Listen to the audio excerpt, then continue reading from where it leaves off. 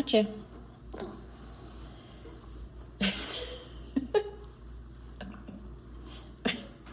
Are you gonna sit there? Okay. All right. So today I had to buy bigger pants, and I wasn't happy about that. And I've been putting it off for a while now, but over the last several months, I've just been steadily gaining back all the weight that I had lost at the end of last year. And I have been trying to make some changes so that I would stop gaining weight and I would start losing weight again.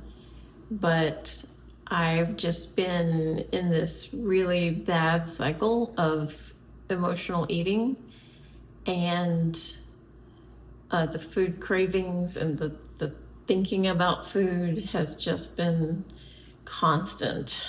And while I'm not necessarily a binge eater, I have been eating a lot of things that I know that my post-menopausal body just can't get away with anymore. And so I bought new pants, and I am looking at it as being kind to myself, because with the pants that I was wearing that were becoming too small for me, it was constantly cutting into my waistline, cutting into my stomach, sometimes even making my stomach hurt because, they were so tight. And every minute of the day when I'm wearing those clothes, I'm reminding myself that I've gained all this weight. And it's hard not to shame myself for that. Now, I've done enough work to know that shaming yourself, or anybody else for that matter, does not improve behavior, does not improve habits, and really has a opposite effect on making progress towards your goals. So I'm looking at buying looser clothing as being kind to myself, because I'm not punishing myself by making myself uncomfortable for the fact that I have not been able to get back in control of my eating. And I have a lot of reasons why I've been emotionally eating, and I am giving myself grace for that.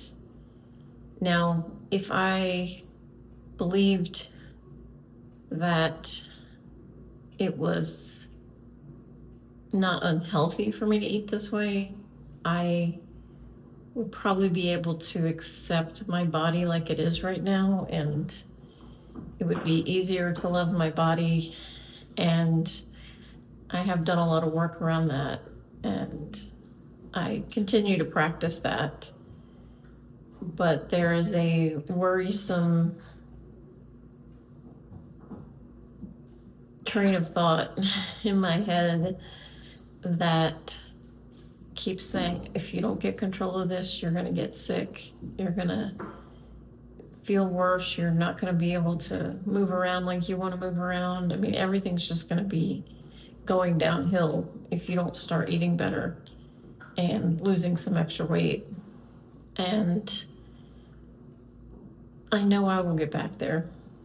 And I have to believe that once I get through this house sale, and once I get through selling and getting rid of all my possessions and living in an Airbnb for a couple of months and attending my son's wedding and flying off to Thailand and getting my dog situated before I fly off to Thailand, I should be able to get healthier with my eating habits. And I'm hoping that living or spending a few months in Thailand, where the food is fresher and less processed, and I'll be doing a lot more walking in the heat and a lot more activity and exercise that I hope to naturally get back into a more healthy eating pattern and start to see those results physically. So I don't know about you, but I have worked a long time to try to reverse this belief that if I don't beat myself up for things, then I will never get better. And I was watching a documentary the other day about the Biggest Loser TV show and how terribly they treated those people and how they traumatized those people and abused those people in the sake of good television. And, one could say that they were saving their lives by pushing them to lose all the weight that they did. But I think after the fact, everyone agrees that that was a terrible idea. And yet I catch myself talking to myself sometimes in that derogatory manner, and it just makes it worse. So, I eat too much of what I'm not supposed to eat, and then I feel guilty for it, and then I feel more cravings to eat more of the things that I don't want to, that I shouldn't be eating. But anyway, this is just a quick update video to continue to be transparent here and document the times leading up to this retirement journey. And so my channel is maybe a bit all over the place right now. And if I had to say what my content is and will be about and who it's for, I think it's for women like me, maybe men too, but especially women like me in their 50s and 60s who are looking to start the next chapter of their life. I don't want to say my final chapter, but this is definitely a big new chapter of my life, retiring from a career in IT that I've had for 40 years and just taking a step off the ledge where, I'm not going to be making income anymore. I am going to be living off my retirement savings. I'm going to be traveling the world and trying to navigate, what that feels like to not have a career and a income, because I have been my sole breadwinner as well as my supporter of my family for my entire career. And the idea of just not earning money again anymore is quite frankly a little frightening and exciting.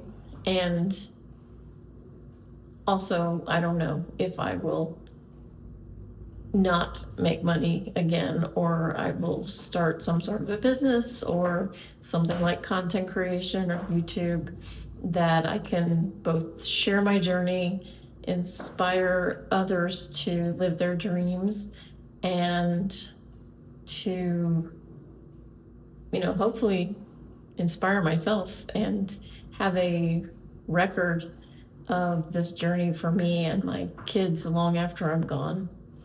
And so more to come. Next video, I'll be talking about where I'm at with the house and the sale of the house. And we're right on the edge of finding out whether the deal is going to go through or not. And if it does go through, I will be out of here in less than a month. So exciting times ahead. And I hope if this is of any interest to you or you relate at all, if you'll just like and subscribe and see where it takes us.